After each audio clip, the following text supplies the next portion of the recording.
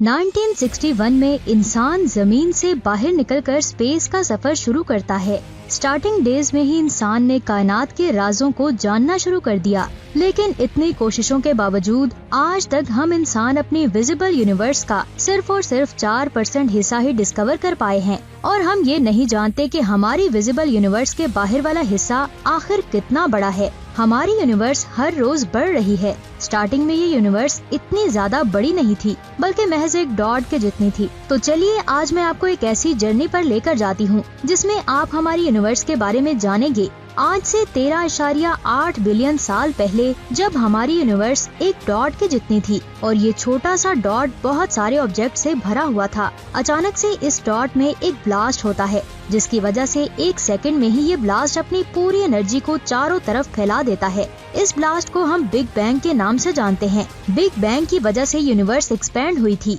और इसके बाद लाखों करोड़ों साल बाद यूनिवर्स एक्सपैंड होती गई।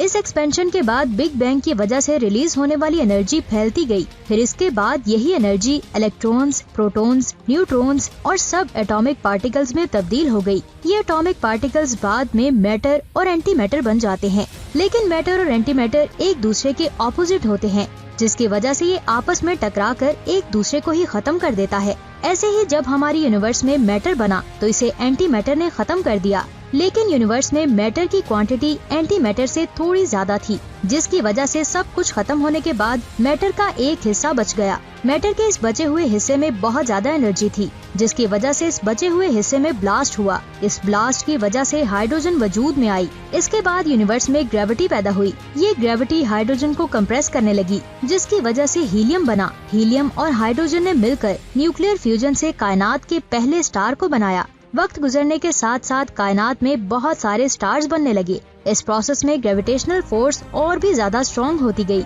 और एक वक्त ऐसा आया जब ग्रेविटी ने सब स्टार्स को एक दूसरे के पास लाकर इनका ग्रुप बना दिया। इन ग्रुप्स को गैलेक्सीज कहते हैं। इतनी ज्यादा गैलेक्सीज बनने के बावजूद यूनिवर्स में अभी भी सिर्फ हीलियम और हाइड्रोजन ही थे। इनके अलावा यूनिवर्स में किसी भी स्टार का कोई भी दूसरा एलिमेंट नहीं था। लेकिन जैसे हाइड्रोजन और हीलियम से बने एक स्टार का सुपरनोवा एक्सप्लोजन हुआ तो कार्बन, नाइट्रोजन और ऑक्सीजन जैसे एलिमेंट्स वजूद में आए। इन एलिमेंट्स के वजूद में आने की वजह से यूनिवर्स डस्ट पार्टिकल से भर गई। लेकिन एक बार फिर ग्रेविटी ने अपना काम दिखाना शुरू किया और इसने इन सभी पार्टिकल्स को एक दूसरे से जोड़ दिया। इन डस्ट पार्टिकल्स ने एक दूसरे से जुड़कर प्लैनेट्स और एस्ट्रॉइड्स को बनाया। इस प्रोसेस के दौरान यूनिवर्स के 9 बिलियन साल बनने के बाद हमारी जमीन वजूद में आई। जमीन के बनने के कुछ टाइम बाद जमीन से एक बहुत बड़ा ऑब्जेक्ट टकराता है और जमीन के एक हिस्से को इससे अलग कर देता है। ये हिस्सा अलग होकर जमीन के चारों तरफ घूमने लगता है। इस टुकड़े को आज हम चांद के नाम से जानते हैं। चांद के बनने के बाद जमीन पर लगातार वोल्केनोज विस्फोट होने लगते हैं, जिसकी वजह से जमीन के अंदर मौजूद लावा बाहर निकल आता है। इन वोल्केनोज के विस्फोट होने की वजह से नाइट्रोजन और कार्बन जैसी गैसेस भी बाहर आ जाती हैं, जो मिलकर जमीन पर एटमॉस्फेयर को बनाती हैं। आज से करीब 4.2 अरब साल पहले जमीन पर लिक्विड वाटर ड्रॉप्स में आया, जिसकी वजह से जमीन पर ऑर्गेनिक लाइफ स्टार्ट हो गई। उस वक्त जमीन पर एक दिन 7 घंटों का होता था। वक्त गुजरने के साथ साथ पानी के अंदर बैक्टीरियाज बनने लगे। आज से करीब 2.3 अरब साल पहले जमीन पर पहली आइस एज हुई। इस आइस एज खत्म होने के बाद जमीन आहिस्ता आहिस्ता गर्म होने लगी। आइस एज के खत्म होने के बाद समंदर और नदियां अपने साइज में चेंजिंग करते रहे। पहली आइस एज के खत्म होने के 1.3 अरब साल बाद समंदर में एक्वेटिक एनिमल्स पैदा होने लगे और आज से 61 करोड़ साल पहले समंदर में जानदार पैदा हुए। इसके बाद जमीन पर पौधे उगने लगे और आज से करीब 400 मिलियन साल पहले जमीन पर पहला जंगल बना। उस वक्त एक दिन 22 घंटों का होता था। इसके बाद समंदर में रहने वाले जानदार बाहर निकलकर जमीन पर आ गए और आज से 30 करोड़ साल पहले एम्फीबियंस पैदा हुए। इसके बाद आज से करीब 23 करोड़ साल पहले एवोल्यूशन की वजह से डायनासोर्स ने जमीन पर अपना कदम रखा।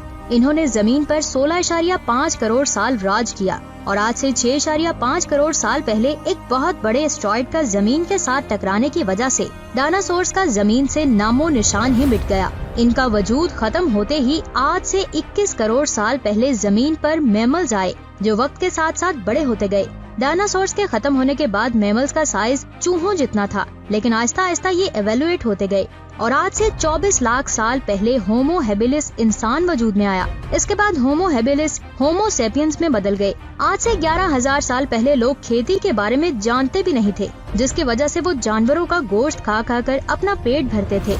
लेकिन कुछ वक्त गुजरने के बाद इंसानों ने खेती बाड़ी शुरू कर दी और नॉन वेजिटेरियन से वेजिटेरियन में बदल गए। इंसानों की जिंदगी में पहला मोड़ तब आया जब आज से 4,000 साल पहले इंसानों ने गंदम का पिरामिड बनाया और इसके बाद इंसानों ने लगातार तरक्की करना शुरू कर दी। फिर इसके बाद ग्लोबलाइजेशन शुरू हुई।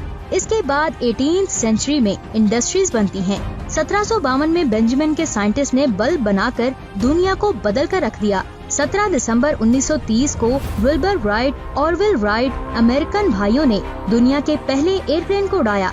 इसके बाद 1961 में सोवियत यूनियन के यूरी गैगरिन के स्पेस में जाने की वजह से इंसान जमीन से बाहर निकला। इसके बाद 1969 में इंसान ने चांद पर अपना पहला कदम रखा। अब इंसान एक ऐसा प्लेनेटरी स्पेशस बनाने में मसरूफ है जिसमें billionaire space scientist Elon Musk Mars पर इंसानी बस्ती बसाने की तैयारी कर रहा है और हो सकता है कि उनके इस मिशन में कामयाब होने के बाद हम इंसान टाइप 1 सिविलाइजेशन बन जाएं। कुछ साइंटिस्ट के मुताबिक इंसान फ्यूचर में टाइप 3 सिविलाइजेशन बन जाएगा और अपनी गैलेक्सी को कंट्रोल कर सकेगा। तो आज की ये वीडियो आपको कैसी लगी नीचे कमेंट्स करके जरूर बताएं। अपना बहुत सारा ख्याल रखें। खुदा हाफिज।